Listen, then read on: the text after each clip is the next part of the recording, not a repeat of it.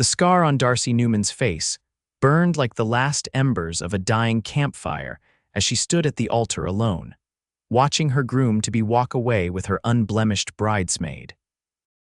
The whispers of the townsfolk of Silver Creek, Colorado pierced her heart more deeply than the glass that had torn her flesh 3 years prior. It was 1885, and in a world that valued a woman's beauty above all else, Darcy had just become another cautionary tale. "Never seen a man run so fast," muttered one of the matrons, not bothering to lower her voice as Darcy descended the church steps, her white wedding dress gathering dust from the unpaved street. Her parents couldn't meet her eyes. Her father, a successful merchant, merely shook his head, disappointment etched into the lines of his weathered face. Her mother dabbed at tears not for her daughter's pain, but for the social embarrassment that would surely follow. "We spent a fortune on this wedding," her mother said later that evening as Darcy sat motionless in their parlor, still wearing her wedding gown. "Thomas Porter was your only prospect. What will become of you now?" Darcy's fingers traced the jagged scar that ran from her right temple down to her jawline.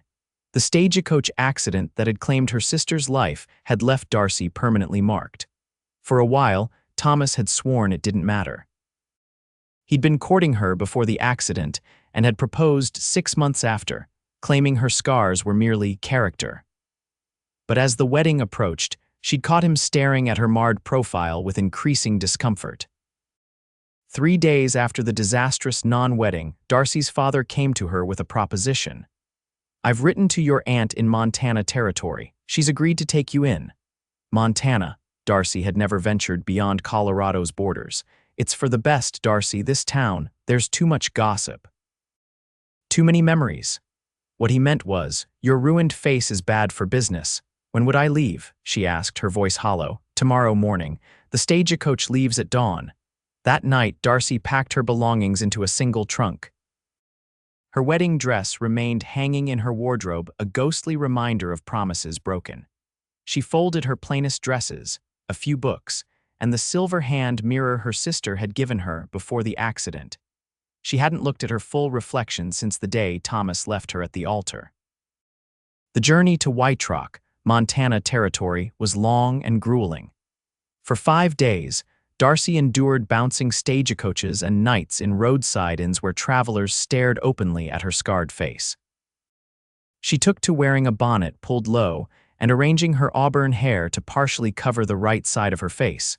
By the time the stagecoach rolled into White Rock, Darcy was exhausted, dusty, and fighting tears. The town was smaller than Silver Creek, with a main street consisting of a general store, saloon, blacksmith, small church, and a handful of other buildings. Mountains rose in the distance, and vast expanses of grassland surrounded the settlement. White Rock. The driver called out, pulling the team of horses to a stop in front of the general store. Darcy climbed down carefully, looking around for her aunt. Instead, she saw only strangers going about their business, none sparing more than a passing glance for the newcomer. Miss Newman. A weathered-looking woman approached her. "I'm Martha Wilson. Your aunt sent me to fetch you. She's taken ill and couldn't come herself." Darcy's heart sank. "Is she all right? Influenza? Nothing too serious, but she's bedridden for now." Martha helped the driver unload Darcy's trunk. "We'll take the wagon out to the ranch. It's about an hour's ride." As they traveled, Martha explained that Aunt Eliza's ranch was modest but well-run. "She raises cattle mostly, has a few hands working for her. Been running it alone since your uncle passed 5 years back." Darcy nodded, watching the landscape roll by. "I don't know much about ranching," she admitted. "Eliza said you're good with numbers. She needs help with the books and correspondence. Her eyes ain't what they used to be." Relief flooded through Darcy. At least she wouldn't be completely useless. The ranch came into view as they crested a small hill, a 2-story farmhouse with a barn and several outbuildings spread across a verdant valley. Cattle grazed on the hillsides, and a small creek cut through the property. "It's beautiful," Darcy whispered. "Eliza's worked hard for it," Martha replied. "Here we are then." The wagon pulled up to the house and Martha helped Darcy inside. Her aunt was indeed bedridden but greeted Darcy warmly from her sick room. "There's my girl," Aunt Eliza said, her voice raspy. Lord, you look just like your mother at your age. Darcy tensed, waiting for a comment about her scar, but none came. I'm sorry to arrive when you're unwell, Darcy said. Nonsense. Martha's been taking good care of me, and now I have you too. Eliza patted her hand. Your room is made up across the hall. Rest tonight, and tomorrow I'll introduce you to the ranch. That first night in Montana, Darcy slept more soundly than she had in months. The mountain air was clean and cool through her open window, and the distant sounds of cattle lowing lulled her to sleep. The next morning, she met the ranch hands over breakfast, 3 men who tipped their hats respectfully and made no mention of her appearance. Martha had prepared a hearty meal before departing for her own home in town, promising to check in regularly. This here's Brady, he's been with me longest, Aunt Eliza said, indicating an older man with a silver mustache. That's Cooper, our best horse trainer, and the young one is Liam. The men nodded in turn, mumbling greetings. Boys, this is my niece Darcy. She'll be helping me with the books and correspondence. Pleasure, miss, Brady said, speaking for the group. After breakfast, Eliza showed Darcy around the house, explaining her duties. The ranch's office was a small room off the parlor with a desk piled high with papers. It's all a mess, Eliza admitted. I can't see the small print anymore, and I never was one for organization. I'll sort it out, Darcy promised, already mentally cataloging the chaos. Over the next few weeks, Darcy settled into a routine. She woke early, helped prepare breakfast, then spent the morning in the office organizing the ranch's accounts. In the afternoons, she assisted her aunt with household tasks or learned basic aspects of ranching. The physical work was new to her, but she found it oddly satisfying. No one in White Rock seemed to care much about her scar. When she ventured into town with Martha, people were polite but not overly curious. It was as if her disfigurement was simply one detail among many, not the defining feature Silver Creek had made it out to be. One afternoon in late June, as Darcy was hanging laundry in the yard, she heard approaching hoofbeats. A rider she didn't recognize was coming up the drive. He sat tall in the saddle, his broad shoulders silhouetted against the blue sky. As he drew closer, she could see he was young, perhaps in his late 20s, with dark hair and a strong jaw shadowed with stubble. He dismounted with the easy grace of a man who'd spent his life on horseback and removed his hat as he approached. "Afternoon, madam," he said, his voice a pleasant baritone. "I'm looking for Eliza Newman." "She's inside," Darcy replied, suddenly conscious of her scar exposed in the sunlight. She turned slightly, angling her unmarred side toward him. "May I ask who's calling?" Jack Forrester. "I'm the new foreman over at the Triple B. Got word your aunt might have some yearlings for sale." "I'll fetch her," Darcy said, but at that moment, Eliza appeared on the porch. "Jack Forrester," she called. "Heard you were back in these parts. Come in for some coffee." Darcy followed them inside, curious. Aunt Eliza had never mentioned knowing this man. "Darcy, this is Jack Forrester. His father and your uncle were good friends. Jack's been working ranches down in Wyoming the past few years. Just got hired on as foreman at the Triple B," he explained, accepting a cup of coffee from Darcy with a nod of thanks. His eyes met hers briefly, and she noticed they were a warm hazel color flecked with gold. "Triple B's got ambitions to expand their herd," Eliza explained to Darcy. "Been buying up cattle all over the territory. We're looking for good breeding stock," Jack confirmed. "Your name came up." As Eliza and Jack discussed cattle prices and bloodlines, Darcy observed him from her seat by the window. There was something compelling about his presence, a quiet confidence that didn't demand attention but commanded it nonetheless.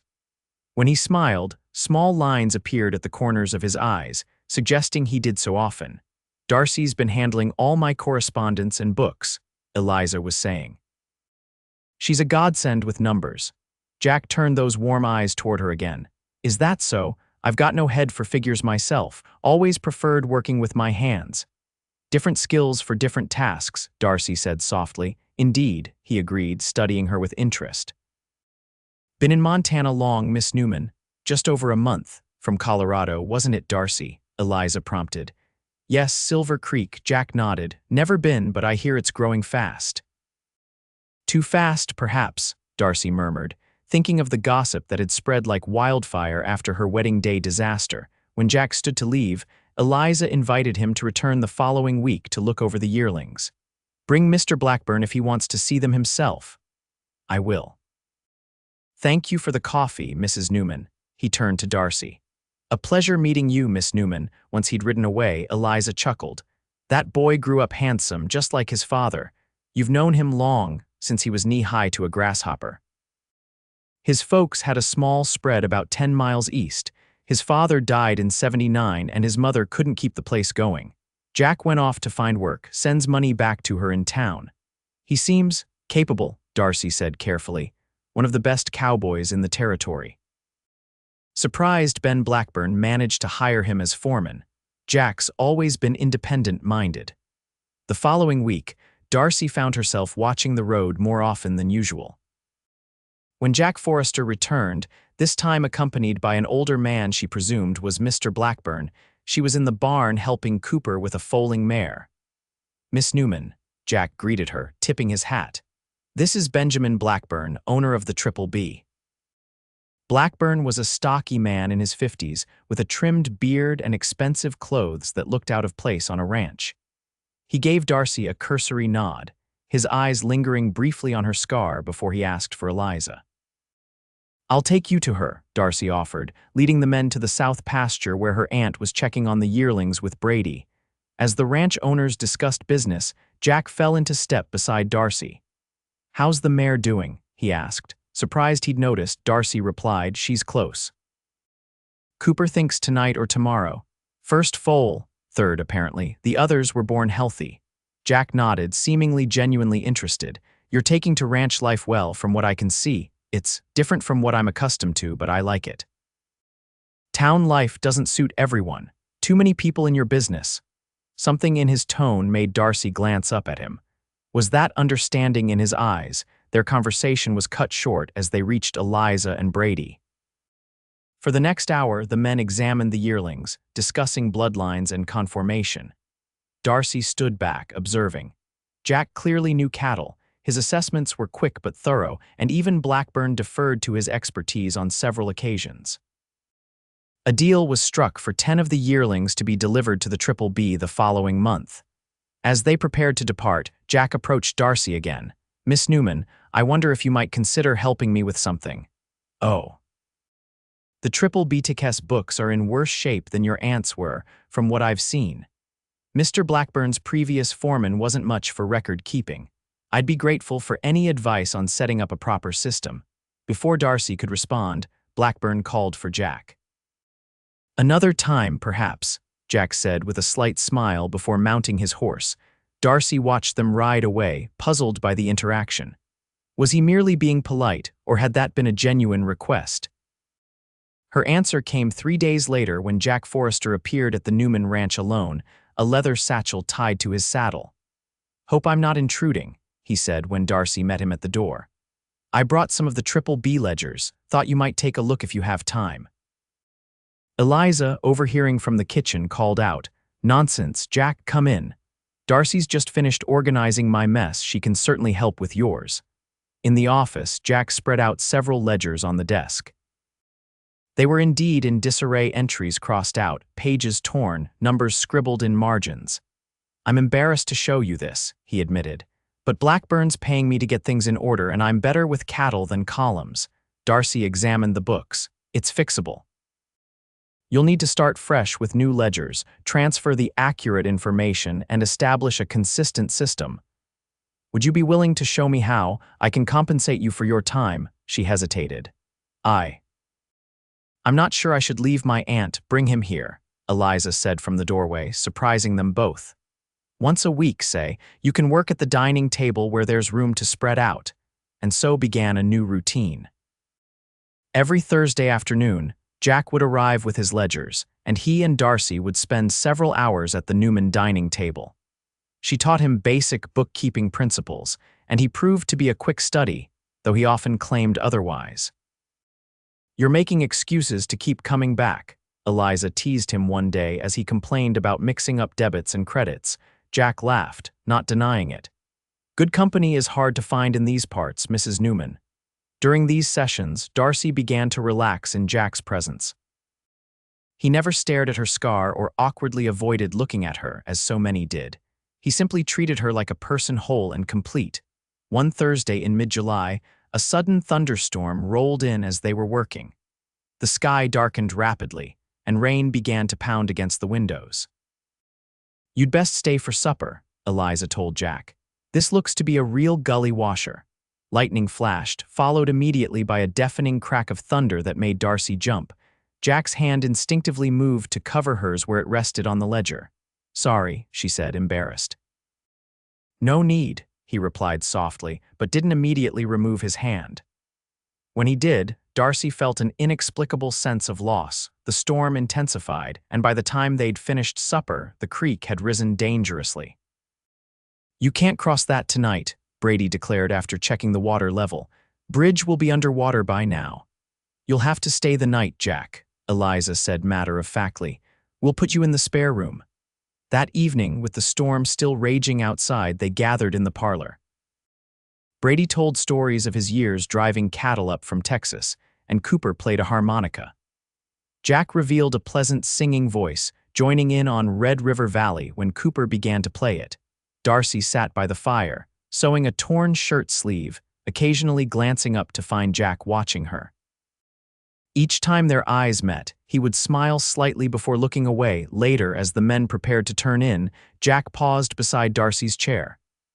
"Thank you for your hospitality, Miss Newman," he said quietly. "You're welcome, Mr. Forrester, though it's my aunt you should thank." "I've thanked her already," he hesitated. "May I ask you something?" Darcy nodded, setting aside her sewing. "Would you consider coming to the Triple B sometime? We're having a small gathering next month, just neighbors and ranch hands. There'll be music, dancing." He smiled. "And I could show you how your bookkeeping system is working out." Darcy's hand instinctively moved to her scarred cheek. "I don't. That is, I don't often attend social gatherings." Something in Jack's expression shifted, not pity, but a deep understanding. "Neither do I, truth be told. Too busy most times, but I'd be honored if you'd consider it." Before she could reply, Cooper called for Jack from the hallway, breaking the moment. "Think about it," Jack said, then bid her good night. Darcy lay awake that night, listening to the storm gradually subside. Jack's invitation played in her mind repeatedly. It had been so long since she'd attended any social function, not since before the accident. The thought terrified her, yet there was something about Jack Forrester that made her want to be brave. The next morning, Jack departed early after a hearty breakfast. As he mounted his horse, he turned to Darcy, who stood on the porch. "Thursday next week?" he asked. "Yes, of course, we still have the inventory system to organize," he nodded, seemingly pleased. "Until then, Miss Newman." As July turned to August, the weekly bookkeeping sessions continued. Darcy found herself looking forward to Thursdays with an eagerness that both thrilled and frightened her. Jack had not mentioned the Triple B gathering again, and she wondered if he'd forgotten or simply changed his mind about inviting her. Then, on the first Thursday of August, he arrived with a small package alongside his ledgers. "A token of appreciation," he said, presenting it to her, "for all your help with the books." Inside was a beautiful fountain pen with a mother-of-pearl inlay. "This is too generous," Darcy protested. "Nonsense. The Triple BTK's finances haven't been this organized in years, according to Blackburn. You deserve far more." Later, as they worked, Jack casually mentioned, "The gathering at the Triple B is this Saturday. I was hoping you might have decided to come." Darcy's fingers stilled on the ledger. I haven't given it much thought." "Liar," Eliza called from the kitchen doorway, making them both start.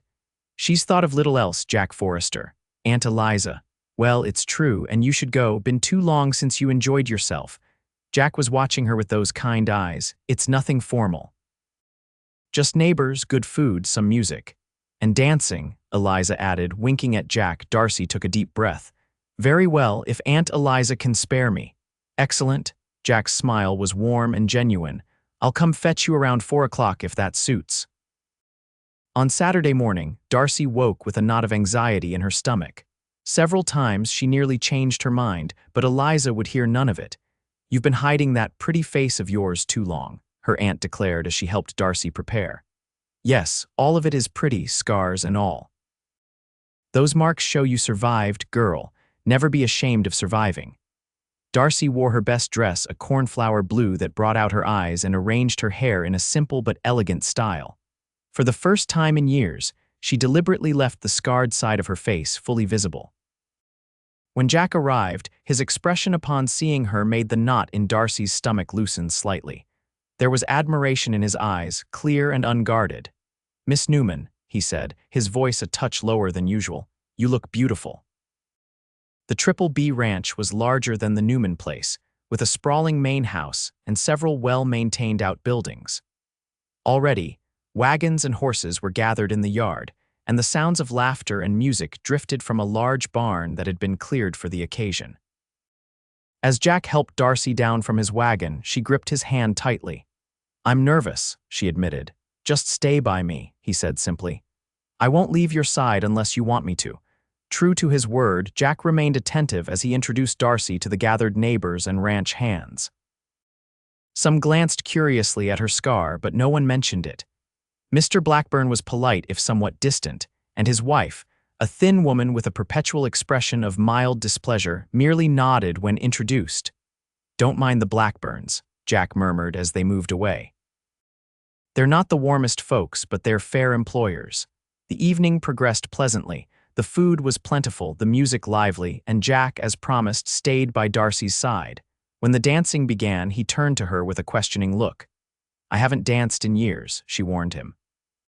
"Fortunately, I'm not much of a dancer myself, so we'll match poorly together," he replied with a grin that made her laugh. Despite her reservations, Darcy found herself enjoying the simple pleasure of moving to the music with Jack's steady hand at her waist. He was being modest. He danced quite well, guiding her confidently through the steps she half remembered from her youth. During a break in the music, they stepped outside for some air. The August evening was warm, stars beginning to appear in the darkening sky. "Thank you for convincing me to come," Darcy said softly. "Thank you for trusting me enough to accept." Jack looked down at her, his expression serious. "I've wanted to say something to you, Darcy, but I wasn't sure how." Her heart began to race. "What is it?"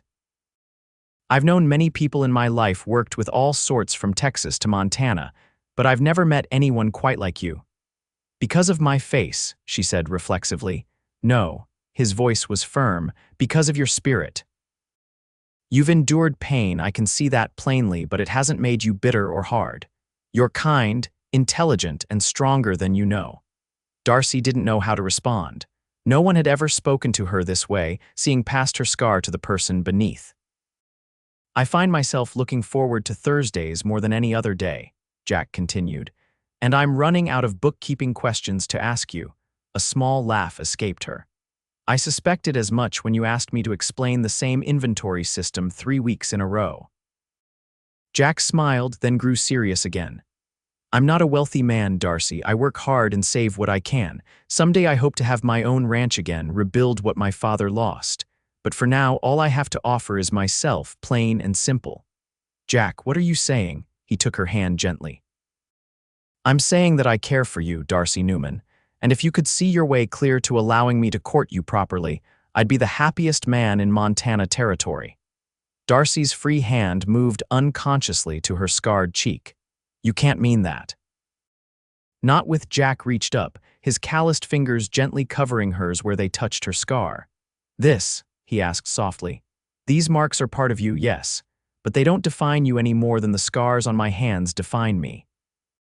He turned his palms upward, showing her the numerous small scars from years of ranch work. "We all carry marks, Darcy. Some are just more visible than others." Tears welled in Darcy's eyes. "The last man who claimed to accept my scars left me at the altar." Jack's expression darkened. "Then he was a fool, and you're well rid of him." "I was humiliated. The entire town witnessed it, and that's why you came to Montana," she nodded. "My parents couldn't bear the scandal. They sent me away." "Then I owe them a debt of gratitude," Jack said, surprising her. "Their loss is my gain." He paused, then asked gently, "May I kiss you, Darcy Newman?" Her heart hammering, Darcy nodded. Jack leaned down, his lips meeting hers in a kiss so tender it brought fresh tears to her eyes. When they parted, he kept his face close to hers, his thumb gently tracing the line of her scar. "Beautiful," he whispered. "Every inch of you." From that night forward, Jack Forrester began officially courting Darcy Newman. He would ride over on Sundays after church to take her on picnics or for long rides across the ranch lands. Sometimes, they would simply sit on the porch swing, talking until the stars came out. Their Thursday bookkeeping sessions continued, though less actual work was accomplished as the weeks passed. Eliza watched their growing relationship with obvious approval. "Never seen two people better matched," she told Martha during one of her visits. "Both stubborn as mules, smart as whips, and kind to the bone." By late September, Jack had begun speaking more concretely about the future. "I've been saving to buy land," he told Darcy as they rode along the creek one golden afternoon. "There's a parcel coming available next spring, good water rights, decent grazing. Your own ranch," Darcy said, smiling at the enthusiasm in his voice. "Our own ranch," he corrected, "if you'll have me." The proposal, when it came in October, was simple and heartfelt. Jack arrived at the Newman Ranch on a Tuesday evening, unusual for their routine. He was freshly shaved, wearing his best shirt and noticeably nervous. "Might I speak with you privately?" he asked Darcy after greeting Eliza. They walked to the creek where the cottonwoods were shedding their yellow leaves onto the water's surface. Jack took both her hands in his. "I had a speech prepared," he admitted with a self-deprecating smile, "but now I can't remember a word of it. You don't need fancy words with me, Jack." "No, I don't, do I? That's one of the countless reasons I love you, Darcy Newman." He reached into his pocket and withdrew a small silver ring set with a modest pearl. "This was my mother's. I'd be honored if you would wear it as my wife." Darcy felt tears spring to her eyes. "Are you certain?" "Truly certain." Jack's expression was solemn. "I have never been more certain of anything in my life." "Then yes," she whispered. "Yes, I will marry you, Jackson Forrester." They were married on the first day of November 1885 in the small church in White Rock. Unlike Darcy's previous wedding day, this one was filled with joy and genuine good wishes. The townsfolk had come to know and respect her during her months in Montana, and they turned out in force to celebrate. Aunt Eliza, resplendent in a new dress ordered specially from Helena, beamed throughout the ceremony. Even Martha Wilson shed a tear or two as the vows were exchanged. Jack had eyes only for his bride as she walked down the aisle. Darcy wore a simple cream-colored dress, her hair adorned with late-blooming wildflowers. She had made no attempt to hide her scar. In fact, she wore her hair swept back on both sides, her face fully visible to all. "I take this woman," Jack said clearly when the time came, his voice carrying through the small church, "to be my lawfully wedded wife. I promise to cherish her, protect her, and remind her every day of her beauty inside and out for as long as we both shall live." The kiss they shared at the altar sealed more than their marriage. It sealed Darcy's healing. In that moment, surrounded by witnesses, being openly loved by this good man, the last shadows of shame finally lifted from her heart. The celebration afterward was held at the Newman Ranch, with tables set up in the yard under strings of lanterns. There was music and dancing, food and laughter, and many toasts to the happy couple. As the evening wore on, Jack pulled Darcy aside for a moment of privacy. "Happy, Mrs. Forrester?" he asked, his arms around her waist. "Happier than I ever thought possible," she replied honestly. "I have something for you." He reached into his pocket and withdrew a small package, a wedding gift. Inside was a delicate silver locket. When she opened it, she found a tiny daguerreotype of Jack on one side. The other side was empty. "For our future," he explained. "Perhaps a child someday." Darcy kissed him, overcome with emotion. "I love you, Jackson Forrester. And I love you, Darcy Forrester, every part of you forever." They spent their wedding night in the Triple BTK's foreman's cabin, which Jack had spent weeks preparing. He had built new furniture, hung curtains, and filled the small home with wildflowers. As they lay together in the quiet darkness, Darcy marveled at how her life had changed in less than a year. From the depths of humiliation and rejection, she had found her way to this moment of profound happiness. "What are you thinking?" Jack asked, his fingers tracing lazy patterns on her bare shoulder. "That sometimes the worst day of your life can lead to the best." How so? If Thomas hadn't abandoned me, I wouldn't have come to Montana. I wouldn't have met you. Jack propped himself up on one elbow, looking down at her seriously. Then I owe this Thomas fellow a debt of gratitude, though I'd still like to teach him some manners if I ever meet him. Darcy laughed softly, reaching up to touch her husband's face. No need. He gave me the greatest gift possible, freedom from a life with the wrong man, and I got the greatest gift, a life with the right woman. Their first year of marriage passed in a blur of hard work and happiness. They continued living in the foreman's cabin, saving every penny toward their dream of their own ranch. Jack proved to be an attentive and loving husband, never failing to show Darcy how much he cherished her. Each morning before leaving for work, he would kiss her forehead, her lips, and then, deliberately, her scarred cheek. Each night he would pull her close and whisper, "Beautiful," against her skin.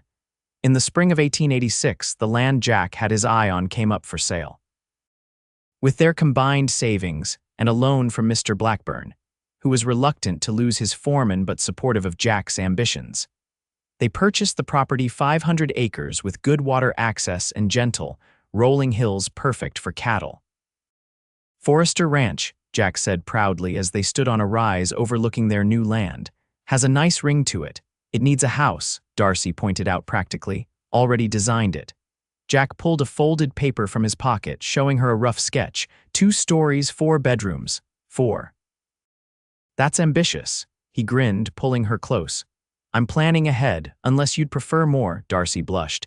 They had been trying for a baby since their wedding night, so far without success. 4 seems plenty for now.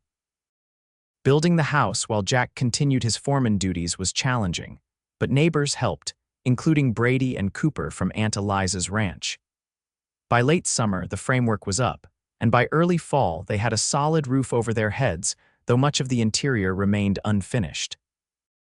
They moved in on their first anniversary, November 1, 1886, sleeping on a mattress on the floor of what would eventually be their bedroom, cooking on a small stove in the partially completed kitchen. Not exactly the grand homecoming I planned, Jack apologized. Darcy looked around at the rough walls, the stacked lumber, the tools scattered about. It's perfect, she said sincerely. We're building it together, just as we're building our life together. That winter was harsh, with blizzards that threatened their small herd of cattle, the start of their breeding stock. Jack worked tirelessly to keep the animals alive, often coming home half frozen but determined. Darcy managed the household and continued to handle the books for both their ranch and, remotely, for the Triple B, earning extra income. She also discovered a talent for gardening, planning an extensive vegetable plot for the spring thaw. In February 1887, during a rare break in the winter storms, Darcy rode into White Rock to mail some correspondence for the Triple B. As she was leaving the post office, a familiar voice stopped her cold. Darcy Newman. She turned slowly to find Thomas Porter standing on the boardwalk, looking as shocked as she felt. He was thinner than she remembered, his once immaculate clothes somewhat worn. It's Forrester now, she corrected him, finding her voice. Darcy Forrester. Thomas's eyes traveled to her scar, then quickly away. You married. Yes, over a year ago. She was surprised by how calm she felt. What brings you to Montana, Thomas? Business. I'm looking to invest in some mining operations. He seemed unsure what to say next. You look well. I am well, very well. She couldn't help adding, and did you marry Rebecca? The bridesmaid he'd left with on what should have been Darcy's wedding day. Thomas had the grace to look uncomfortable. No, that. It didn't work out. Darcy nodded, not particularly surprised. I should be going. My husband will be expecting me, of course. Thomas hesitated, then blurted, I made a mistake, Darcy. I've regretted it ever since. For a moment, Darcy was speechless. Then, to her own surprise, she began to laugh. Oh, Thomas, a year ago those words might have meant something to me. Now they're just words. You don't understand. When I saw you just now, I realized.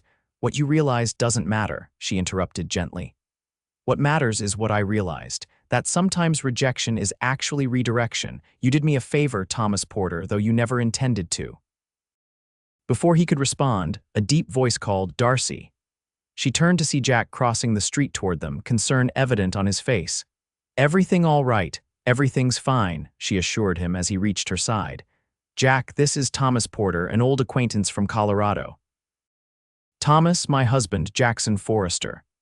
The two men sized each other up, Thomas clearly intimidated by Jack's height and obvious strength. Jack extended his hand, ever the gentleman despite the flash of recognition in his eyes at the name. Porter, he said simply. Thomas shook his hand briefly. Forrester, congratulations on your marriage. Best day of my life, Jack replied, his arm sliding protectively around Darcy's waist. If you'll excuse us, my wife and I have plans for dinner. As they walked away, Darcy leaned into Jack's solid presence.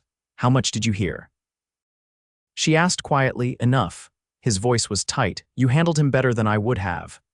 It was strange, she admitted, seeing him again, but do you know what I felt? Nothing, no pain, no anger, just nothing. Jack stopped walking, turning to face her. In the middle of Wytrock's Main Street, he cupped her face in his hands, his thumbs gently tracing both her smooth and scarred cheeks. That's because you've healed, he said softly. Inside and out. Because of you, he shook his head. No, Darcy, because of you, your strength, your courage. I just had the good sense to recognize a treasure when I found one. That evening, after they returned to their half-finished home, Jack built a roaring fire to ward off the February chill. They sat close together on the small sofa he'd crafted himself, sharing a blanket and a bottle of wine they'd been saving for a special occasion. To unexpected encounters, Jack toasted, and the clarity they bring. Darcy sipped her wine, then set the glass aside. I have something to tell you, she said, suddenly nervous. Jack's expression grew concerned. What is it? I've suspected for a few weeks now, but after today seeing Thomas and feeling nothing, I'm certain it's not just my imagination playing tricks. She took a deep breath. I'm with child, Jack. His face transformed, joy spreading across his features like sunrise over the mountains. A baby, you're sure? She nodded, tears of happiness filling her eyes. Martha confirmed it for me last week. I wanted to be certain before I told you. Jack let out a whoop of joy, lifting Darcy into his arms and spinning her around the small living room. A baby, our baby. He set her down gently, suddenly concerned. Should I not have done that? I didn't hurt you, did I? Darcy laughed, wiping away happy tears. I'm not made of glass, Jack Forrester. The baby and I are both strong. He knelt before her, placing his hands reverently on her still flat stomach. Hello in there, he said softly. This is your father speaking. Your mother and I can't wait to meet you. Looking up at Darcy, his eyes shining with unshed tears, he added, I love you more than I have words to express. Then show me, she whispered, pulling him to his feet and toward their bedroom. The following months were a flurry of activity. Jack worked double time to finish the house before the baby arrived, completing the nursery first with loving attention to every detail. He carved a cradle from pine, and Darcy sewed soft blankets and tiny clothes. Their ranch began to take shape around them. The cattle herd grew slowly but steadily, and they added chickens, 2 milk cows, and a small but promising vegetable garden. Jack hired 2 hands to help with the increasing workload, and Darcy continued to manage the books, though she gradually reduced her work for the Triple B as her pregnancy progressed. Aunt Eliza became a frequent visitor, bringing gifts for the baby and practical advice for Darcy. Your mother should be here, she said once, a rare criticism of her sister. She's missing everything important. You're here, Darcy replied, squeezing her aunt's hand. That's what matters. In August 1887, as the summer heat began to wane, Darcy went into labor. The midwife was summoned from town, and Jack was banished to the porch, where he wore a path in the boards with his pacing. After 12 hours of labor, their daughter was born a healthy, strong-lunged girl with a dusting of dark hair like her father's and eyes that promised to be as blue as her mother's. Eliza Jane Forrester, they named her, honoring the aunt who had changed the course of Darcy's life by taking her in. When Jack held his daughter for the first time, he wept unashamedly. She's perfect, he whispered, gently touching the tiny fingers that curled around his own. Just like her mother. As Eliza Jane grew, so did the Forrester ranch. By her first birthday, they had tripled their original herd size and added a barn, a bunkhouse for the hands, and completed all interior work on the main house.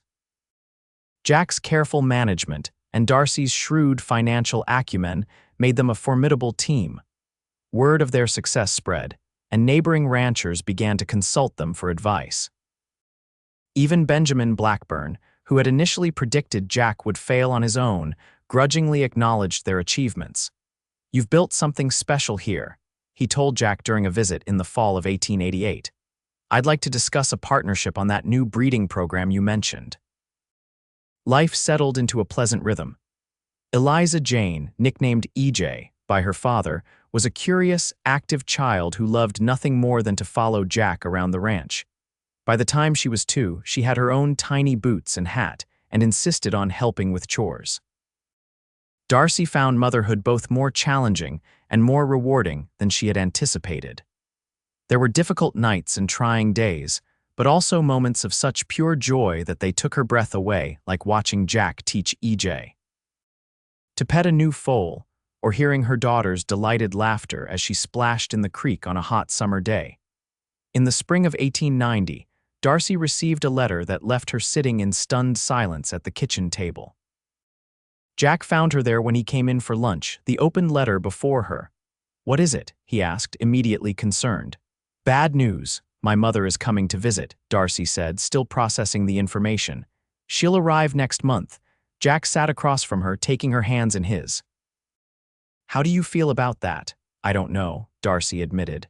"I haven't seen her in 5 years. She's never met EJ, never even acknowledged her existence beyond a brief note when I wrote to tell them of her birth."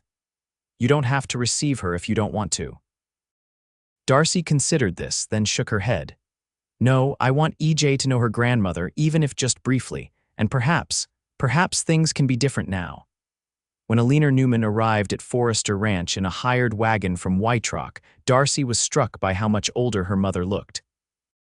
The elegant woman she remembered had been replaced by someone smaller, grayer, with lines of unhappiness etched around her mouth. "Mother," Darcy greeted her, standing on the porch with EJ hiding shyly behind her skirts. "Darcy." Alina's eyes widened slightly as they took in her daughter's appearance, healthy, confident, and making no attempt to hide her scar. "You look, well, this is your granddaughter, Eliza Jane."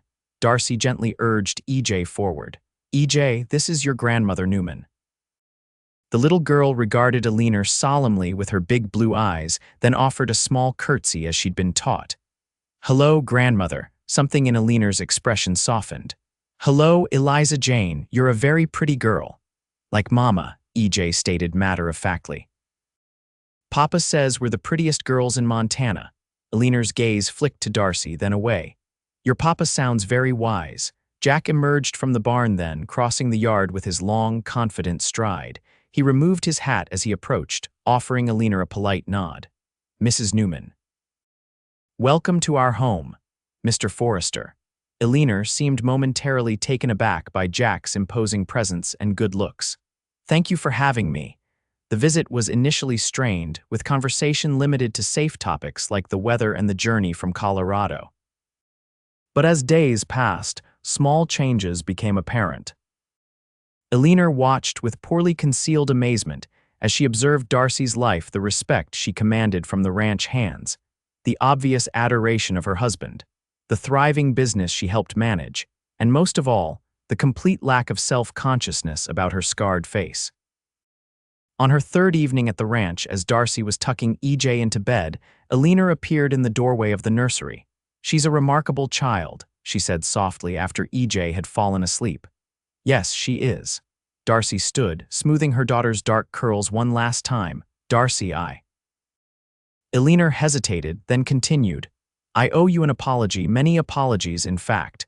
Darcy studied her mother's face in the soft lamplight. "For sending me away. For that, yes, and for not being the mother you deserved after your accident.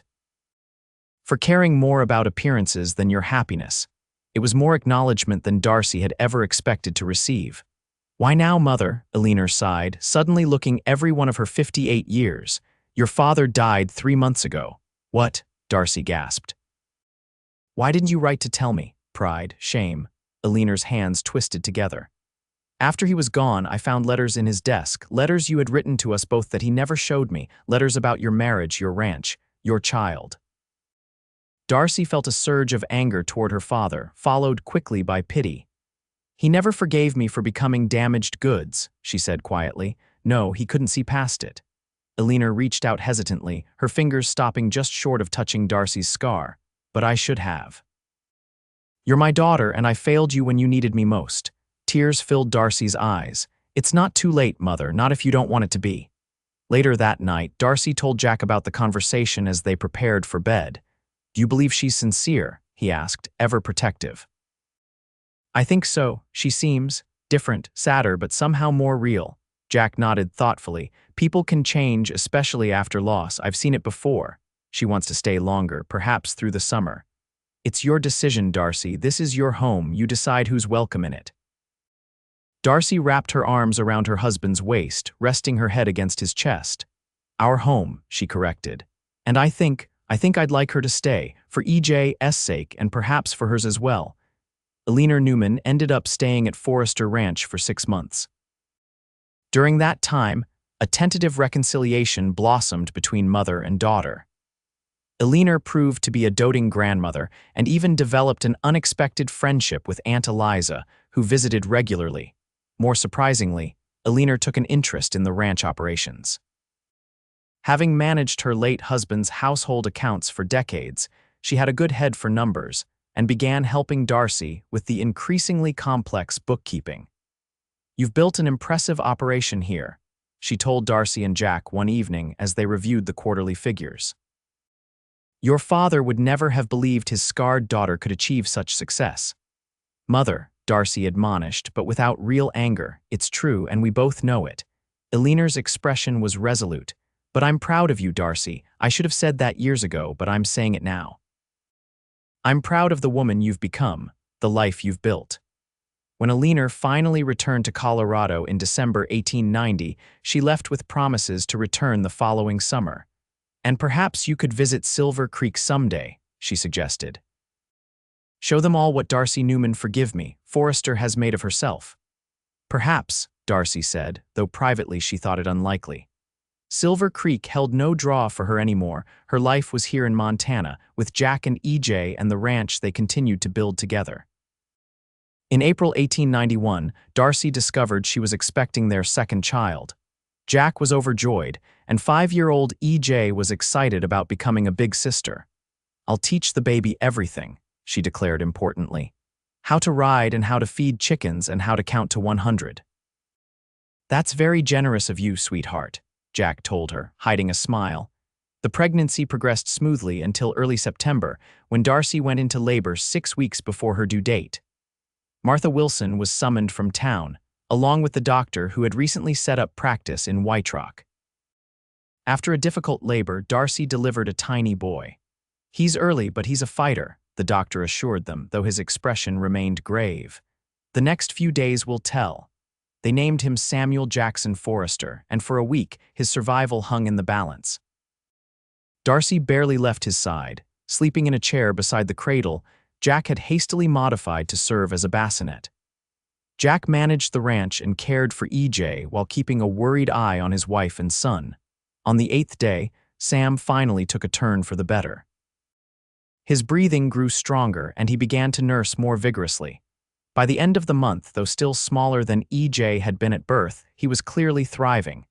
"He's got your determination," Jack told Darcy as they watched their son sleep. "Stubborn as they come." "And your strength," she replied, leaning against him tiredly but happily. "He's going to be just fine." The years that followed were good ones for the Forrester family. The ranch prospered, expanding to nearly 2,000 acres by 1895. Jack's innovative breeding program gained recognition throughout the territory, and ranchers came from as far as Wyoming and Idaho to purchase Forrester stock. EJ grew into a confident, capable girl who excelled in school and was equally at home on horseback or helping her mother in the garden. Sam, despite his precarious start, developed into a sturdy, thoughtful boy with his father's quiet intensity and his mother's quick mind. Elena Newman continued her annual summer visits, eventually relocating permanently to White Rock in 1896 when managing the Colorado house alone became too much for her. She purchased a small home in town, but spent much of her time at the ranch with her grandchildren. Aunt Eliza remained a beloved fixture in their lives until her peaceful passing in the winter of 1897. She left her ranch to Darcy, and after much discussion, Jack and Darcy decided to incorporate it into their operations rather than sell it. "It's where we began," Darcy said simply. "It should be part of our legacy." In the summer of 1900, as the new century dawned, the Forresters hosted a large gathering to celebrate 15 years of successful ranching in Montana. Friends, neighbors, and business associates from across the territory attended the barbecue and dance held in the large barn. As Darcy moved among their guests, she caught glimpses of her family Jack deep in conversation with Benjamin Blackburn, now a business partner rather than merely an employer. EJ, 14 and blossoming into a beauty, helping younger children play games. Sam, nearly 9, solemnly showing off his 4-H calf to admiring visitors. And Alina, seated in a place of honor, presiding over the dessert table. "Mrs. Forrester," a voice said beside her, and she turned to find Brady, now retired but still spry despite his 70 years. "Quite a spread you've got here. Your uncle and aunt would be proud." "Thank you, Brady. That means a great deal coming from you." "Never doubted you two would make something special," he said, nodding toward Jack across the barn. "Not from the first time I saw him looking at you like you hung the moon," Darcy smiled, remembering those early days. "He saw me when no one else did." "He saw you clear as day," Brady agreed. Always said Jack Forrester had the best eyes in Montana. Later that evening, as the celebration wound down and the last guests departed, Jack found Darcy standing on the porch, gazing out at the ranch illuminated by the full moon. "Penny for your thoughts, Mrs. Forrester," he said, wrapping his arms around her from behind. "I was just thinking about how far we've come," she replied, leaning back against his solid warmth. "From a scarred girl no one wanted in a cowboy with dreams of his own land." "Look at us now," Jack murmured, his lips brushing her temple where the scar began. "2 kids, 2,000 acres, and 20 years ahead of us to keep building." Darcy turned in his arms to face him. At 40, Jack was even more handsome than the young foreman who had captured her heart. Silver threaded his dark hair at the temples, and the lines around his eyes had deepened from years of squinting in the Montana sun. To Darcy, each change only made him more beloved. 20 years, she teased. "Is that all you're planning for? 30 then, 40, however many we get." He touched her cheek, his fingers tracing the familiar path of her scar with the same tenderness he'd shown on their wedding night 15 years before. "Forever, Darcy. I meant it then, and I mean it now. You're beautiful and you're mine forever." In the moonlight, with the ranch spread out before them and their children sleeping safely inside, Darcy Newman Forrester stood on tiptoe to kiss her husband, the man who had taught her that scars were not something to hide but something to honor. Marks of a life fully lived and deeply loved. "Forever," she agreed, and in that word was contained all the promise of their past and all the hope for their future.